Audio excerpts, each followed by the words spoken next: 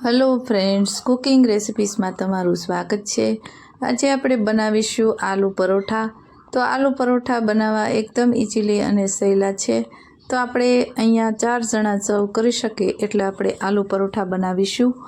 તો અહીંયા મેં 1.5 કપ ઘઉંનો લોટ છે, ઝીણો રોટલીનો, તે મેં લીધો છે અને આ લોટ છે મેં છાળીને લઈ લીધો છે, એટલે છાળવાની જરૂર નથી। હવે આપણે એમાં થોડુંક સ્વાદ પ્રમાણે નમક એડ કરીશું અને 1 ચમચી જેટલું આપણે તેલ એડ કરીશું, એટલે જે મોણ છે તે આપી દઈશું, બરાબર મિક્સ કરી લેશું।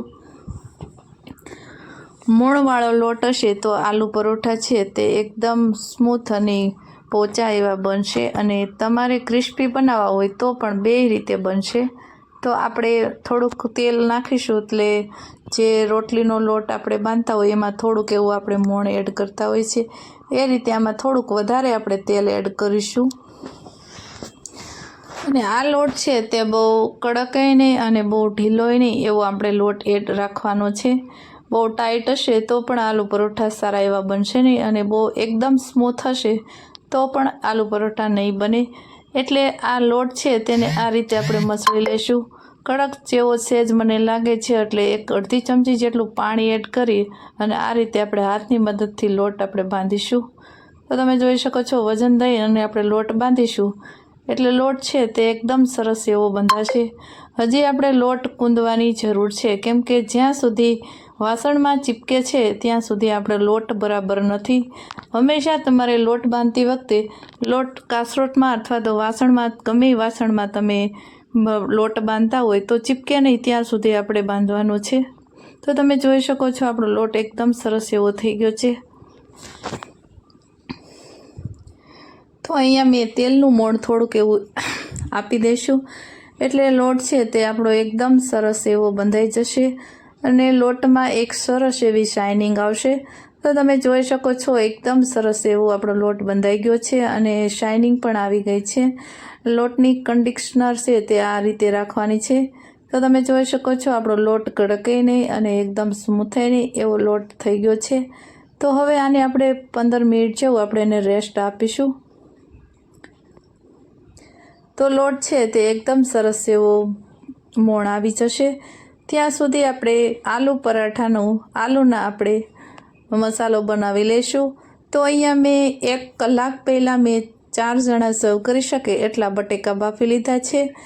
બટેકા એકદમ સરસ એવા 1 કલાક સુધી ઠંડા થવા દેવાના, અથવા તો તમારે બેટર બનાવી આ જે મસાલો બનાવી અને તમારે ફ્રીજમાં રાખી દેવાનો 1 કલાક સુધી, એટલે તમારા આલુ પરોઠા છે તે ફાટશે નહીં અને એકદમ સરસ એવા બનશે।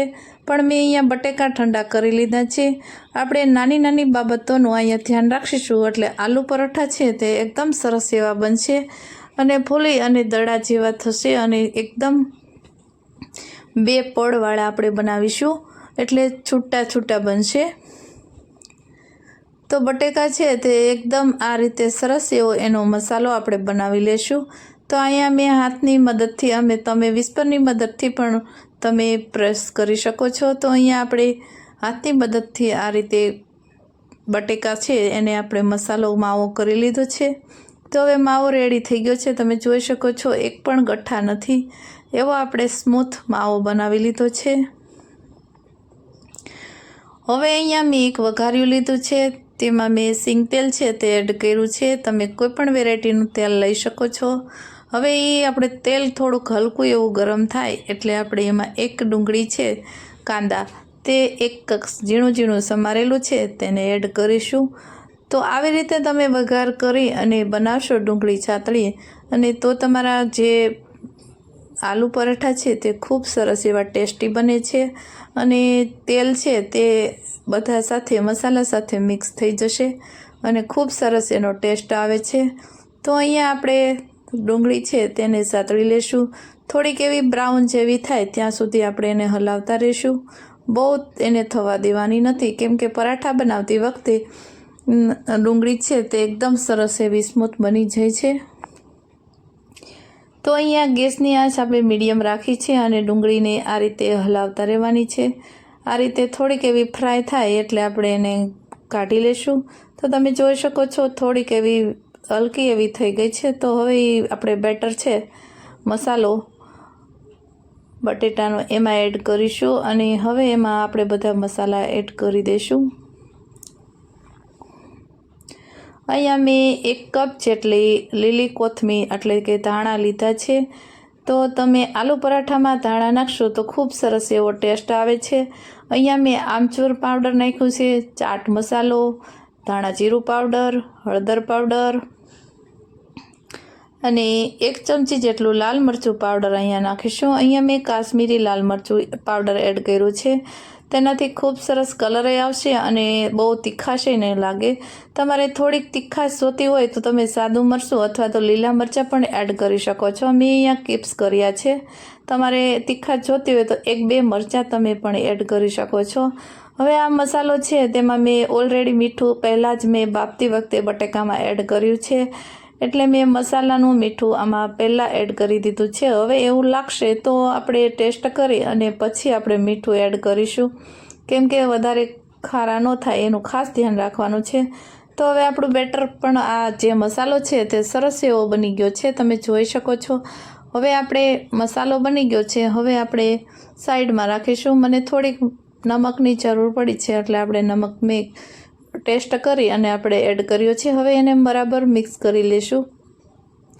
અહીંયા તમારી પાસે આમચૂર્ણ પાવડર ન હોય તો તમે લીંબુ પણ એડ કરી શકો છો। તો 1 લીંબુનો રસ અથવા તો અડધો લીંબુ તમારા ટેસ્ટ પ્રમાણે તમે એડ કરી શકો છો।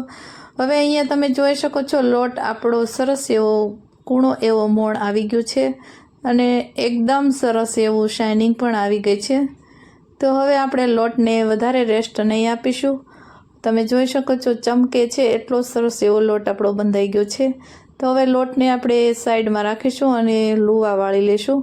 અહીંયા લુવા છે તે આપણે મીડિયમ સાઇઝના રાખવાના છે, બહુ મોટાઈ નહીં અને બહુ નાનાઈ નહીં એવા રાખીશું।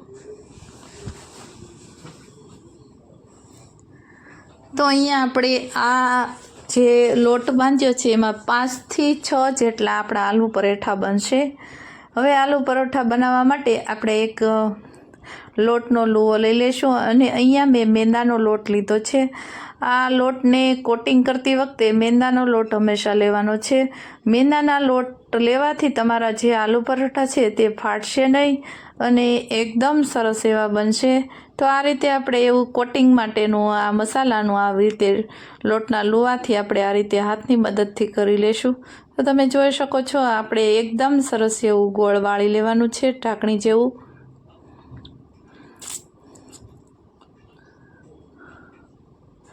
હવે આપણે વચ્ચેના ભાગમાં જે મસાલો છે બનાવીને રેડી કર્યો છે તે મસાલાને એડ કરીશું।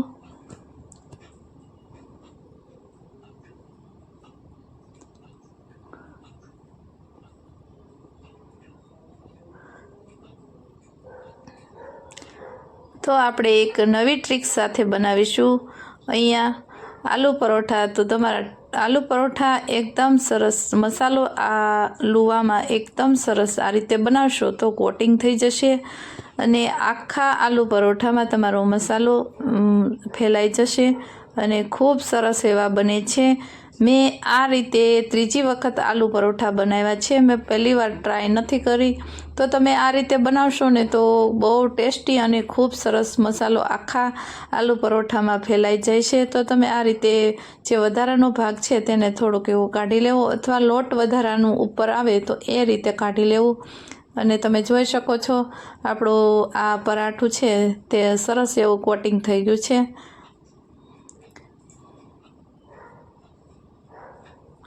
હવે આને આપણે આ રીતે આમાં હાથની મદદથી આ રીતે આપણે ગોળ ગોળ હળવા હાથે કરવાનું છે, એટલે અંદર છે મસાલો અહીં સેટ સુધી ફેલાઈ જશે। હવે અહીંયા આપણે જેમ બને એમ આપણે પાટલી ઉપર આ રીતે તમે જોઈ શકો છો અહીંયા મેંદાનો લોટ લીધો છે અને આને આપણે કોટિંગ કરી લેશું અને વધારે તમે આ રીતે હાથની મદદથી જેમ બને એમ હળવા હાથે આપણે ફેલાવી લેવાનું છે, એટલે બહુ જે પરાઠું છે તેને વણવાની જરૂર પડશે નહીં। તો હવે અહીંયા ફેલાઈ ગયું છે અને હા એકદમ હળવા હાથે આપણે પરાઠાને વણવાનું છે। તો તમે જોઈ શકો છો આપણું પરાઠું છે તે ક્યાંય ફાટ્યું નથી અને મસાલો પણ સરસ એવો એકદમ સરસ એવો ફેલાઈ ગયો છે। તો આપણે મીડિયમ અહીંયા થિકનેસ રાખીશું તેની। તો તમે આવી રીતે પરાઠા બનાવશો એટલે તમારો મસાલો પણ બહાર નીકળશે નહીં અને સરસ એવો બનશે। જ્યાં તમને મસાલો બહાર દેખાય ત્યાં તમે લોટનું કોટિંગ છે તે કરી દેવાનું થોડુંક એવું। મારે પાછળના ભાગમાં સહેજ અમથું મસાલો દેખાય છે તો ત્યાં આપણે આ રીતે લોટ છે તેને મેંદાનો એને એડ કરી દઈશું એટલે જે આપણું ખુલ્લું કોટિંગ હશે તે બંધ થઈ જશે।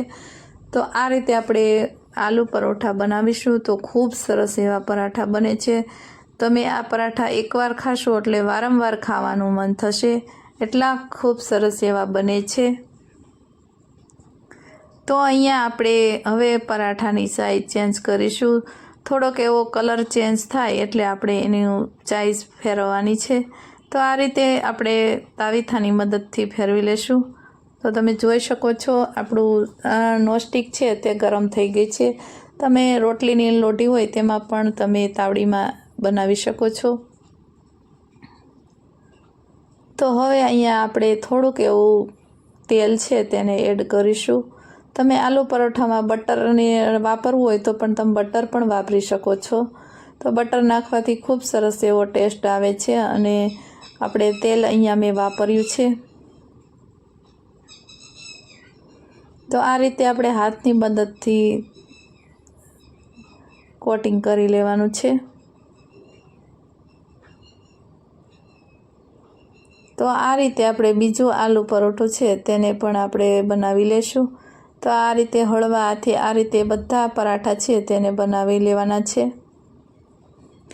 તમે આ પરાઠા અથાણા સાથે, ચા સાથે, દહીં સાથે, ચટણી સાથે તમે ખૂબ સરસ એવો ટેસ્ટ આવે છે અને એમનામે પણ તમે સર્વ કરી શકો છો, એટલા સરસ એવા બને છે। તો આ રીતે આપણે ધીમે ધીમા તાપે આપણે શેકીશું એટલે બળશે નહીં અને એકદમ સરસ એવા બનશે। હવે અહીંયા ઉપરની સાઈડ આપણે તેલ લગાડીશું અને પાછી સાઈઝ ચેન્જ કરીશું।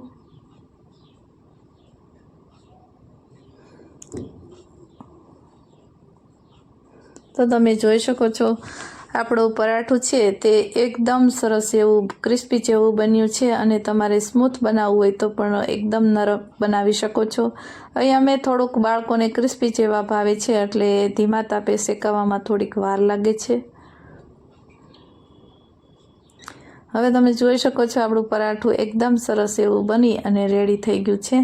તો આ રીતે આપણે બધા પરાઠા બનાવી લેશું। તો આ રીતે આપણે બીજું પણ પરાઠું છે તે ફૂલી અને થોડુંક દડા જેવું થઈ ગયું છે। તો તમને આ પેનમાં બનાવીએ છીએ એટલે ફૂલેલો ભાગ દેખાતો નથી। હું તમને કાપી અને ભાગ બતાવીશ કે આપણું પરાઠું છે તે ફૂલી ગયું છે।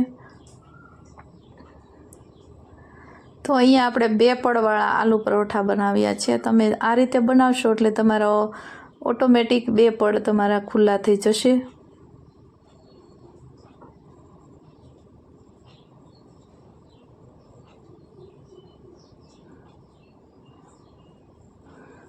તો આ રીતે બધા પરાઠા બની અને રેડી થઈ ગયા છે। તો હવે આપણે નાઈફની મદદથી હું તમને બતાવીશ કે આપણા પરોઠા છે તે 2 પડવાળા બનશે અને ફૂલે છે। પણ અહીંયા આપણે એનો સ્પેનમાં બનાવ્યું છે એટલે ફૂલેલો ભાગ ઓછો દેખાય છે। હું તમને નાઈફની મદદથી કાપી અને 2 ભાગ બતાવીશ અને તમારા જો પરોઠા છે તેમાં એકદમ સરસ એવો મસાલો સરસ એવો ફેલાઈ ગયો છે। તો તમે આ ટ્રીક અપનાવશો એટલે સરસ એવો મસાલો ફેલાઈ જશે અને ખૂબ સરસ એવો ટેસ્ટ આવશે અને તમારું જે આલુ પરોઠા છે તે ક્યાં એક સાઈડથી પણ ફાટેલી કે તિરાડ પડતી નથી।